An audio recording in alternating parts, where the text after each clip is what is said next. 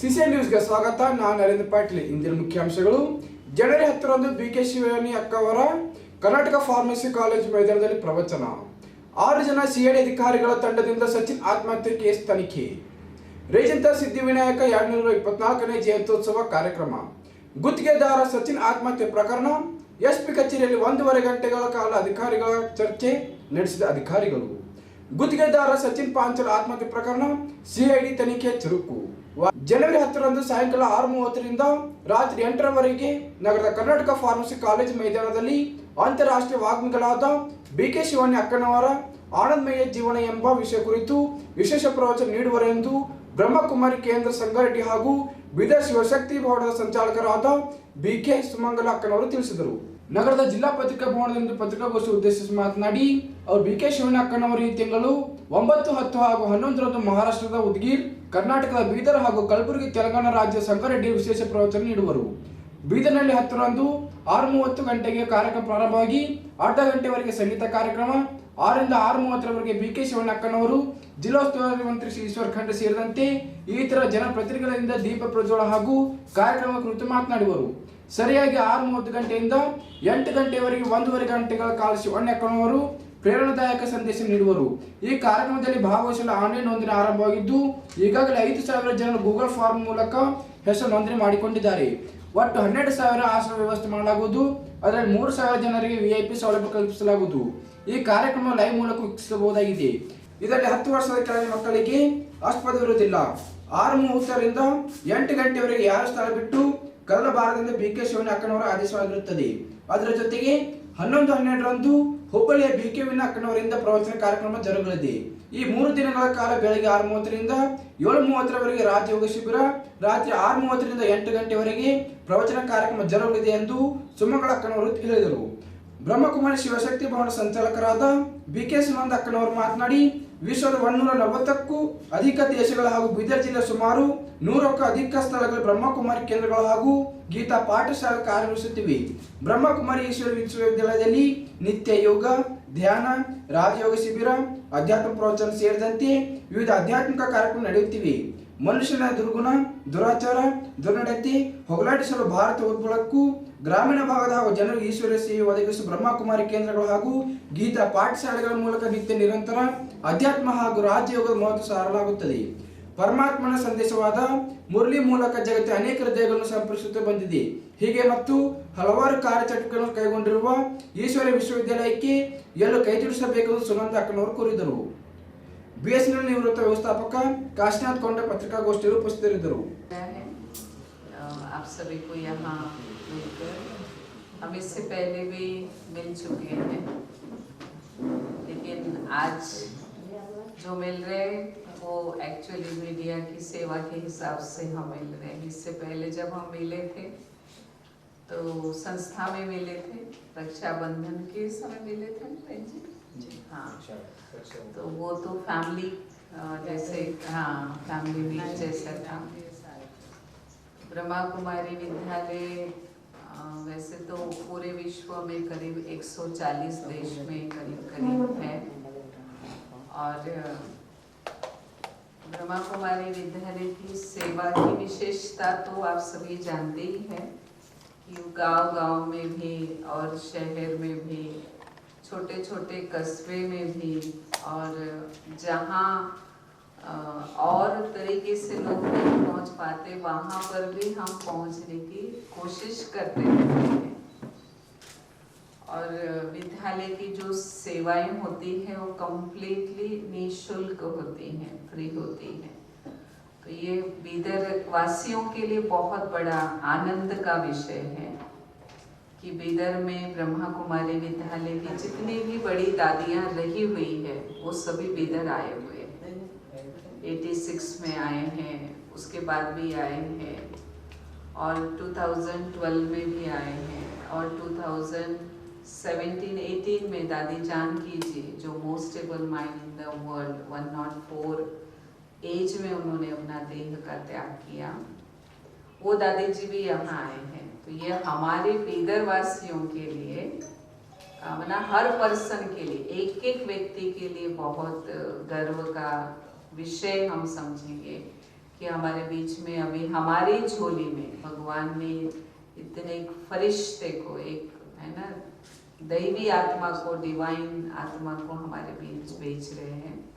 तो परिचय सभी उनका परिचय जानते हैं। बीके शिवानी मैम जी जो दिल्ली में कार्यरत है, ब्रह्मा कुमारी में सेवा करते हैं दिल्ली गुड़गांव में, और ब्रह्मा कुमारी विद्यालय के वो मोटिवेशनल स्पीकर हैं। विशेषता ये है, माना अच्छा लगता है बताने के लिए, वैसे तो भारत देश में बहुत संत और बहुत सारे साधवियाँ हैं जो आज भारत को स्पिरिचुअल सर्विस दे रहे हैं अपना जीवन त्याग करके। तो मैं ब्रह्मा कुमारी विद्यालय में होने की वजह से सिस्टर शिवानी जी के बारे में कहना चाहती हूँ कि अभी जहाँ तक हम समझते हैं यूट्यूब पर सबसे ज़्यादा वर्ल्ड वाइड उनको सुन रहे हैं। हम ऐसे कह सकते हैं कि नंबर 1 इंटरनेशनल माना स्पीकर, मोटिवेशनल स्पीकर है, और कम्प्लीटली फ्री में सेवाएं देते हैं। कम्प्लीटली माना इवन हमने उनका टिकट तक बुक नहीं किया है ना, माना ये न्यूज़पेपर में खैर जरूरत नहीं है, लेकिन खुद ही पूरे जैसे हम त्यागी है ना, कंप्लीट वो भी ऐसे ही समर्पित सरेंडर है। तो ये हमारा सौभाग्य है, वो हमारे बीच पधार रही हैं।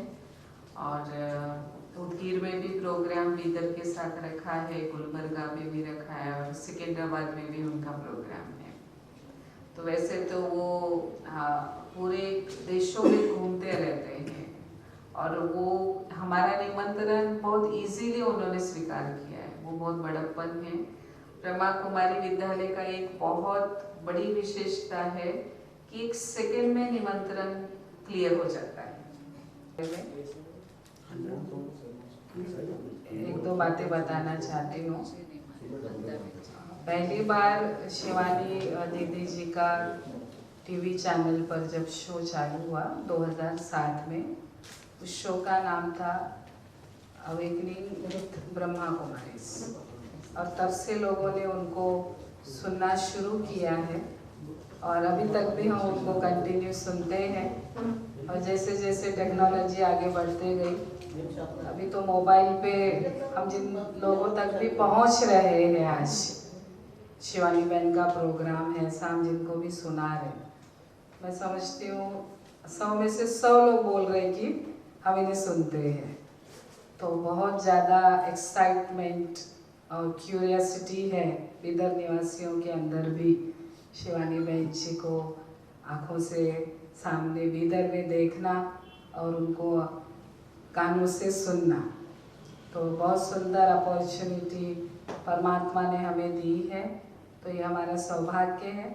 और विशेष शिवानी दीदी को सुनकर कितने सारे लोग डिप्रेशन से स्पेशली बाहर आए हुए हैं, कितने लोगों का अवसाद, नैराश्य, हताशपना जिसे कहते हैं, सुसाइड केसेस, कितने सारे डिवोर्स केसेस, और स्पेशली एडिक्ट जो दुर्व्यसनों से एडिक्ट लोग हैं, कितने लोगों ने व्यसन छोड़ दिया है और अपने जीवन को, स्वयं को भी सुख देना सीखा है और परिवार को भी सुख देना सीखा है। तो 2017 से उन्हें विश्व मनोरोग संघ द्वारा सद्भावना राजदूत नियुक्त किया गया है।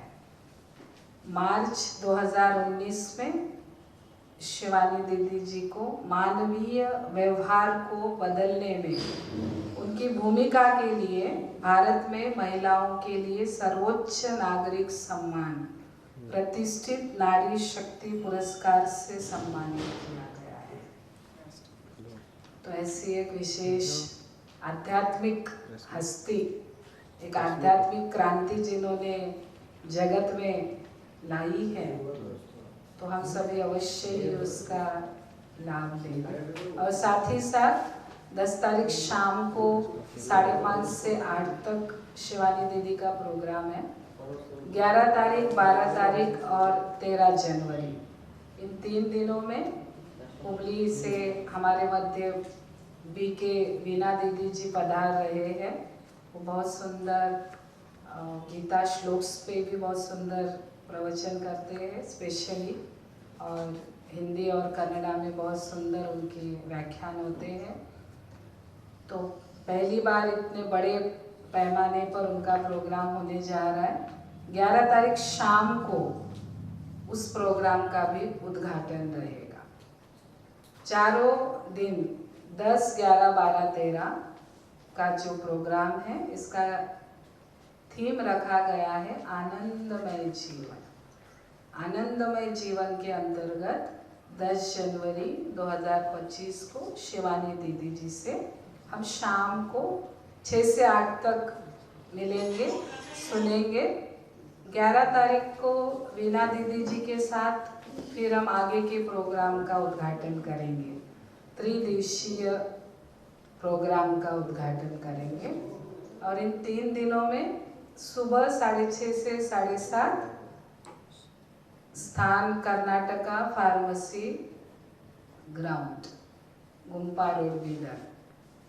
3 दिनों में सुबह 6:30 से 7:30 हम राजयोग शिविर करेंगे और शाम को वीणा दीदी जी के द्वारा ही 11, 12 और 13 जनवरी को अच्छे कुछ विषय हैं उनके, उन विषयों पर व्याख्यान का लाभ लेंगे। इसलिए बीदर की सारी जनता से आह्वान है, निवेदन है और निमंत्रण भी है कि आप ब्रह्मा कुमारीज की ओर से इस निमंत्रण को स्वीकार करें। और प्रोग्राम क्योंकि ओपन टू ऑल रखा गया है, इसलिए आप सभी का बहुत बहुत हार्दिक स्वागत है। ओम शांति। ಬೀದರ್ ಜಿಲ್ಲಾ ಪೊಲೀಸ್ ವರಿಷ್ಠಾಧಿಕಾರಿ ಕಚೇರಿಯಲ್ಲಿ 1.5 ಗಂಟೆಗಳ ಕಾಲ ಅಧಿಕ ಕಾಲ ಚರ್ಚೆ ನಡೆಸಿದ ಅಧಿಕಾರಿಗಳು, ಸಚಿನ್ ಆತ್ಮಹತ್ಯೆ ಪ್ರಕರಣ ತನಿಖೆ ನಡೆಸುತ್ತಿರುವ ಸಿಐಡಿ ಪೊಲೀಸರು, 6 ಜನರ ತಂಡದಿಂದ ತನಿಖೆ ನಡೆಸುತ್ತಿರುವ ಸಿಐಡಿ ಪೊಲೀಸರು, ಬೀದರ್ ಎಸ್ಪಿ ಕಚೇರಿಯಿಂದ ರೈಲ್ವೆ ಪೊಲೀಸ್ ಠಾಣೆಗೆ ತೆರಳಿದ ಅಧಿಕಾರಿಗಳು, ಸಚಿನ್ ಆತ್ಮಹತ್ಯೆ ಸ್ಥಳಕ್ಕೆ ಭೇಟಿ ನೀಡಿ ಪರಿಶೀಲನೆ ನಡೆಸಿರುವ ಅಧಿಕಾರಿಗಳು, 4 ಜನರ ತಂಡದಿಂದ ಎಸ್ಪಿ ಕಚೇರಿಯಲ್ಲಿ 1.5 ಗಂಟೆ ಅಧಿಕ ಕಾಲ ಚರ್ಚೆ ಬಳಿಕ ಎಸ್ಪಿ ಕಚೇರಿಯಿಂದ ತೆರಳಿದ ಅಧಿಕಾರಿಗಳು.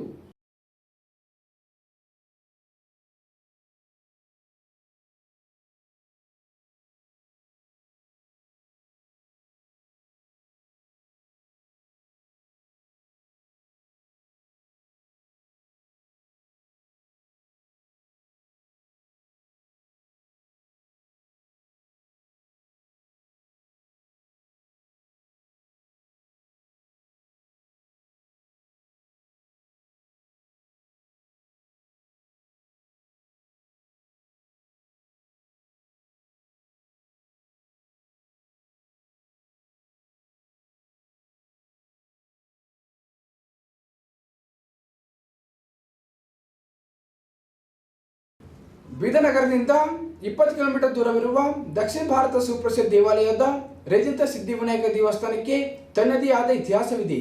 ರೇಜಂತಲ್ ವಿನಾಯಕ ಉದ್ಭವ ಮೂರ್ತಿಯಾಗಿದ್ದು, ಕರ್ನಾಟಕ ಮತ್ತು ತೆಲಂಗಾಣ ರಾಜ್ಯದ ಗಡಿ ಭಾಗದ ಜನರ ಇಷ್ಟಾರ್ಥಗಳನ್ನು ಕರುಣಿಸುವ ಇಷ್ಟದೇ ದೇವವಾಗಿದ್ದ ಶ್ರೀ ಸಿದ್ಧಿವಿನಾಯಕ ದೇವಸ್ಥಾನ ಸ್ಥಾಪನೆಯಾಗಿ 224 ವರ್ಷಗಳ ಕಾರಣ ಶ್ರೀ ಸಿದ್ಧಿವಿನಾಯಕ ದೇವಸ್ಥಾನ ಟ್ರಸ್ಟ್ ವತಿಯಿಂದ ಜನವರಿ 1ರಿಂದ 3 ದಿನಗಳ ಕಾಲ ಗಣಪತಿ ಹವನ, ಸತಚಂಡಿ ಹವನ, ಪೂರ್ವಕೂಹೋತಿ ಹಾಗೂ ಮಹಾಪ್ರಸಾದ ಮತ್ತು ಜನ 4 ಸಾಮೂಹಿಕ ಕಲ್ಯಾಣ ಮಹೋತ್ಸವ ಹಮ್ಮಿಕೊಳ್ಳಲಾಯಿತು. ಪ್ರತಿನಿತ್ಯ 100 ಜನ ಭಕ್ತರು ಗಣಪತಿ ಹವನ, ಸತಚಂಡಿ ಹವನದಲ್ಲಿ ಭಾಗಿಯಾಗಿದ್ದರು ಹಾಗೂ ಈ 3 ದಿನಗಳ ಕಾರ್ಯಕ್ರಮದಲ್ಲಿ 30,000ಕ್ಕೂ ಹೆಚ್ಚು ಜನ ಗಣೇಶನ ದರ್ಶನ ಪಡೆದು ಮಹಾಪ್ರಸಾದ ಸೇವಿಸಿದರು.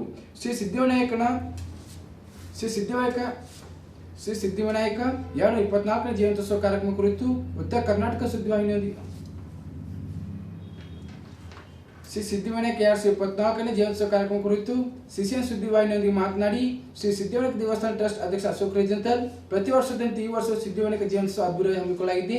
ನಮ್ಮ ಸಿದ್ಧಿವಿನಾಯಕ ದೇವಸ್ಥಾನ ಗರ್ಭಗುಡಿಯಲ್ಲಿರುವ ದೇವರನ್ನು ಯಾರೂ ಪ್ರತಿಷ್ಠಾಪಿಸಿಲ್ಲ ಹಾಗೂ ಕೆತ್ತನೆ ಮಾಡಿಲ್ಲ, ಇದು ಉದ್ಭವ ಮೂರ್ತಿಯಾಗಿದೆ ಎಂದು ತಿಳಿಸಿದರು.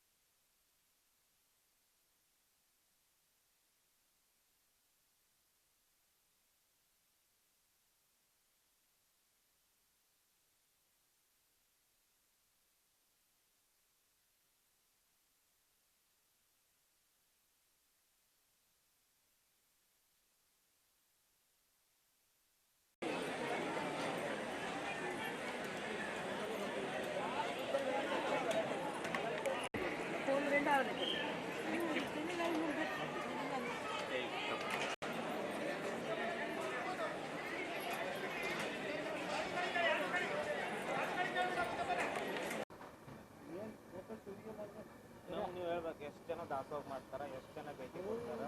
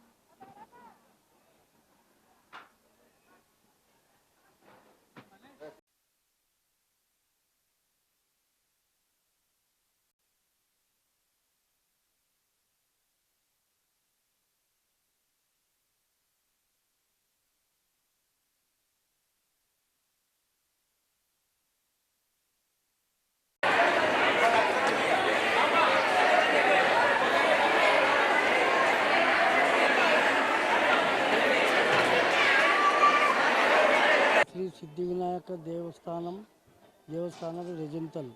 ಇದು ಗಡಿಭಾಗದಲ್ಲಿ ಕರ್ನಾಟಕ ಮತ್ತು ಆಂಧ್ರದ ಸಮೀಪದಲ್ಲಿ ಗುಡಿಯನ್ನು ಸ್ವಯಂಭೂವಾಗಿ ಹುಟ್ಟಲಾಗಿದೆ. ಈ ದೇವಾಲಯವು ಸೌತ್ ಫೇಸ್ ಆಗಿದ್ದು ಮತ್ತು ಪೈಲೆ ಮೊದಲು ಚಿಕ್ಕ ಇತ್ತು, 2.5 ಫೀಟು. ಇವಾಗ ಬೆಳೀತಾ 5.5 ಫೀಟು ಆಗಿದೆ. ಅಲ್ಲದೆ ಪ್ರತಿ ವರ್ಷ ಇಲ್ಲಿ ಜನ್ಮೋತ್ಸವ ಆಚರಿಸಲಾಗುತ್ತದೆ.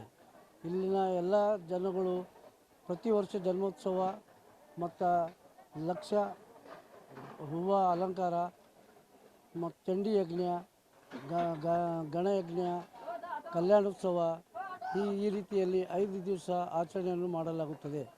ಇಲ್ಲಿ ಎಲ್ಲ ಭಕ್ತಾದಿಗಳು ಇಲ್ಲಿ ಎಲ್ಲ ಕಾರ್ಯಕ್ರಮಗಳಿಗೆ ಯಜಮಾನಗಳಾಗಿ ಪಾಲ್ಗೊಂಡು ಎಲ್ಲ ವಿಜೃಂಭಣೆಯಿಂದ ಪ್ರತಿದಿನ 250ರಿಂದ 300 ದಂಪತಿಗಳು ಯಜ್ಞದಲ್ಲಿ ಭಾಗವಹಿಸಿ ಪೂಜೆಯನ್ನು ಮಾಡಿ ಜುಂಬಲಿಂದ ಯಜ್ಞ ಕಾರ್ಯಕ್ರಮವನ್ನು ನಡೆಯಲಾಗುತ್ತದೆ. ಅಲ್ಲದೆ ಈ ಯಜ್ಞದಿಂದ ಇಲ್ಲಿ 500 ಕಿಲೋಮೀಟರ್ ಸರೌಂಡಿನಲ್ಲಿ ಎಲ್ಲರಿಗೆ ಪ್ರತಿಯೊಬ್ಬ ಪ್ರಜೆಗಳಿಗೆ ಅವ್ರದ್ದು ಇಚ್ಛಾ ಕಾಮನೆಗಳೆಲ್ಲ ತೊಂದರೆಗಳೆಲ್ಲ ನಿವಾರಣೆಯಾಗಿ ಇಚ್ಛಾ ಕಾಮನೆಗಳೆಲ್ಲ ನೆರವೇರಿಸಿ ದೇವರು ಆಶೀರ್ವದಿಸುತ್ತಾನೆ. ಮತ್ತಿಲ್ಲಿ ದಾಸೋಹ ಬಹಳ ದೊಡ್ಡದಾಗಿ ನಡೀತದೆ. ಪ್ರತಿದಿನ 7-8 ಸಾವಿರ ಜನ ದಾಸೋಹವನ್ನು ನಡೆಯುತ್ತದೆ 4 ದಿವಸ. ಈ ರೀತಿ ಪ್ರತಿ ವರ್ಷವೂ ಜರುಗಲಾಗುತ್ತದೆ. ಸಿದ್ಧಿವಿನಾಯಕ ಇದು ಭಾಳ ಮಹತ್ವದ್ದು. ಸೌತ್ ಫೇಸ್ ಇದ್ದು ಭಾಳ ಪವರ್ಫುಲ್ಲು. ಎಲ್ಲರದು ಮನೋಕಾಮನೆಗಳೆಲ್ಲ ದೇವರು ನಿವಾರಣೆ ಮಾಡಿ ನೆರವೇರಿಸಿ ಅವರಿಗೆ ಆಶೀರ್ವದಿಸುತ್ತಾನೆ. ಇಷ್ಟು ಹೇಳಿ ನಾನು ಮುಗಿಸ್ತೇನೆ. ನನ್ನ ಹೆಸರು ಅಶೋಕ್ ರೆಜಿಂಟಲ್, ಶ್ರೀ ಸಿದ್ಧಿವಿನಾಯಕ ದೇವಸ್ಥಾನ ರೆಜಿಂಟಲ್ ಟ್ರಸ್ಟ್ ಮೆಂಬರ್ನಿಂದ ಮಾತಾಡೋದು ಶ್ರೀನಿವಾಸ ರೆಜಿಂಟಲ್ಲು. ಇಲ್ಲಿ 2025 ಜನ್ಮೋತ್ಸವ ಕಾರ್ಯಕ್ರಮ ನಡೀತಾ ಇದೆ. ಈಗ 3 ದಿವಸ ಆಯಿತು. 3 ದಿವಸದಿಂದ ಇವತ್ತು ಫಸ್ಟ್ ದಿನ. ಇನ್ನೂ 2 ದಿವಸ ಕಾರ್ಯಕ್ರಮ ಇದೆ. ಆಯಿತು ಅಂದರೆ ಎಲ್ಲ ಭಕ್ತಾದಿಗಳು ಎಲ್ಲ ಬಂದು ಚೆನ್ನಾಗಿ ದರ್ಶನ ಮಾಡಿ ಎಲ್ಲ ಇದು ಮಾಡ್ಬೋದು. ಈಗ ದೇವತಾ ಟ್ರಸ್ಟ್ ಮಂದಿರ್ಲಿಂದ ಇದು 225 ವರ್ಷದ ಉದ್ಭವ ಆಗಿಂದ ಭಗವಂತನ ಒಂದು ಬರ್ಡೇ ಮಾಡ್ತಾ ಇದ್ದಾರೆ. ಅದಕ್ಕೆ ನಾವು ಸಹಕುಟುಂಬಂದಿ ಭಗವಂತಂದು ಹವನ ಮತ್ತು ದರ್ಶನ ಮಾಡ್ಕೊಂಡಿವ್ರಿ. ಆಯ್ತಾ, ಭಗವಂತನ ಕೃಪಾ. 225 ವರ್ಷ. ನಾವು ಬರೋದು 20 ವರ್ಷ. ಹಾಂ, 20 ವರ್ಷ. ಏನು ಸಿದ್ಧಿವಿನಾಯಕ ಭಗವಂತಂದು ಏನು ಸ್ಪೆಷಲ್, ಎಲ್ಲನೇ ಸ್ಪೆಷಲ್ ಇವ್ರದೇ ರೀ. ಒಂದೊಂದು ದೇವಸ್ಥಾನಕ್ಕೆ ಒಂದೊಂದು ವೈಶಿಷ್ಟ್ಯತೆ. ಹಾಂ, ಏನದ ಇಲ್ಲಿ ಸ್ವಯಂಭೂರ ರೀ. ಇವರು ಯಾರು ಸ್ಥಾಪನೆ ಮಾಡಿದ್ದಲ್ಲ. ಸ್ವಯಂಭೂ ಭಗವಾನ್ ವಿರಾಜಮಾನ್ ಇಷ್ಟು ಡೆವಲಪ್ ಆಗಿದೆ. ಗುತ್ತಿಗೆದಾರ ಸಚಿನ್ ಪಾಂಚಲ್ ಆತ್ಮಹತ್ಯೆ ಪ್ರಕರಣ ಸಿಐಡಿ ತನಿಖೆ ಚುರುಕು. ಸಚಿನ್ ಆತ್ಮಹತ್ಯೆ ಸ್ಥಳಕ್ಕೆ ಭೇಟಿ, ತನಿಖಾಧಿಕಾರಿಗಳಿಂದ ಸ್ಥಳ ಮಹಜರು. ಸೊಸೈಟಿ ಸ್ಪಾಟ್ಗೆ ಭೇಟಿ ನೀಡಿದ ಡಿವೈಎಸ್ಪಿ ಸುಲೇಮಾನ್, ತಹಸೀಲ್ದಾರ್ ನೇತೃತ್ವದ ಸಿಐಡಿ ತಂಡ. ಸಚಿನ್ ರೈಲ್ಗೆ ತಲೆ ಕೊಟ್ಟು ಆತ್ಮಹತ್ಯೆ ಮಾಡಿಕೊಂಡ ಸ್ಥಳ ಬೀದರ್ ನಗರದ ಬಸವೇಶ್ವರ ವೃತ್ತದ ಬಳಿ ರೈಲ್ವೆ ಟ್ರ್ಯಾಕ್ಗೆ ಭೇಟಿ, ಸ್ಥಳ ಮಹಜ್ಜರು. ಸಿಐಡಿ ಅಧಿಕಾರಿಗಳಿಗೆ ಬೀದರ್ ರೈಲ್ವೆ ಪೊಲೀಸರು ಸಾಥ್ ನೀಡಿದರು.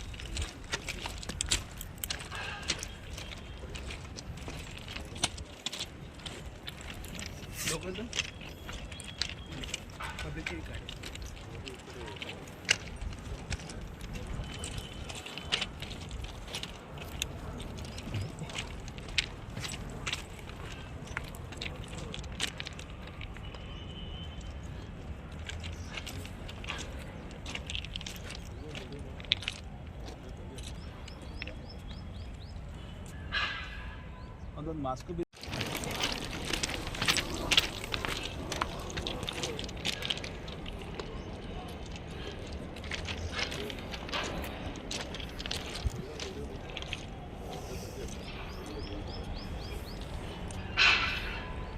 ಮಾಸ್ಕ್ ಬಿದ್ದು ಮಾಸ್ಕ್ ಎಲ್ಲಿ ಅವನೇ ಹಾಕೊಂಡು ಮಾಡ್ತೀವಿ.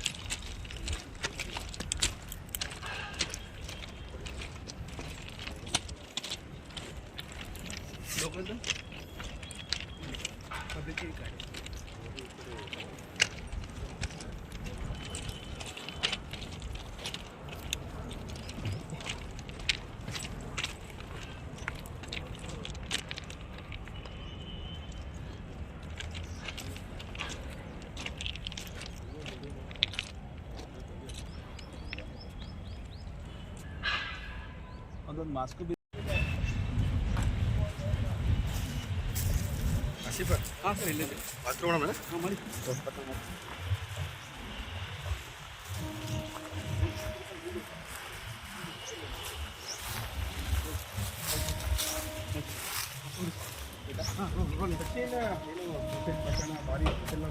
ಹೀಗಾಗಿ ಒಂದು ರೈಲ್ವೆ ಪೊಲೀಸ್ ಈಗ